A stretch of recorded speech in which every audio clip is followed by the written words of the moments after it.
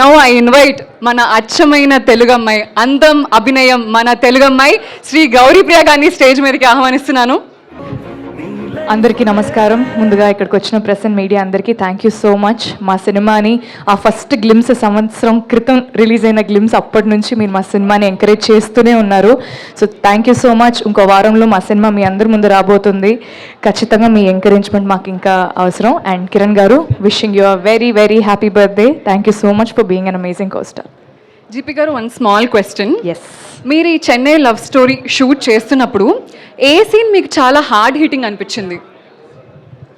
Entire story is definitely hard hitting అండి. ఒక్క scene అని నేను చెప్పలేను, ఎందుకంటే an amalgamation of all the scenes, అన్ని సీన్స్ కలిస్తేనే it is a very hard hitting film. But especially ఒక్క సీన్ చెప్పాలంటే Vadalane song lead is a very very beautiful sequence. And second half లో నాకంటూ ఒక చిన్న ఒక 3-4 minutes నేను ఉంటాను అనమాట. ఆ bit is very very haunting. అంటే అది ఇంకా నన్ను షూట్ చేసిన ఒక వారం 10 రోజులు ఆ షూటింగ్ ఎక్స్పీరియన్స్ నన్ను వదలలేదు. So that one, yeah, we can expect. ఎందుకంటే మేము వదలనే చూసినప్పుడు మాకు హిట్ అయింది అనమాట. We don't know the back story, but still ఆ ఎమోషన్ కన్వే అయింది. అండ్ సెకండ్ క్వశ్చన్ ఏంటంటే, మీరు చెన్నై లవ్ స్టోరీ ఒప్పుకోవడానికి మెయిన్ రీజన్ ఏంటి?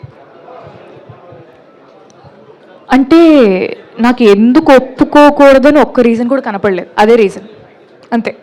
అంటే విన్న వెంటనే ఐ వాజ్ లైక్, ఈ సినిమా చెయ్యకపోతే తప్పు అవుతుందంటే, ఇంత మంచి అవకాశం వచ్చాక దీన్ని వాడుకోకపోతే తప్పు అవుతుందని నాకు అనిపించింది. అండ్ డెఫినెట్లీ ఈ సినిమా నా కెరియర్లో అయితే ఒక బిగ్గెస్ట్ మైల్ స్టోన్ లాగా ఖచ్చితంగా ఉండబోతుంది.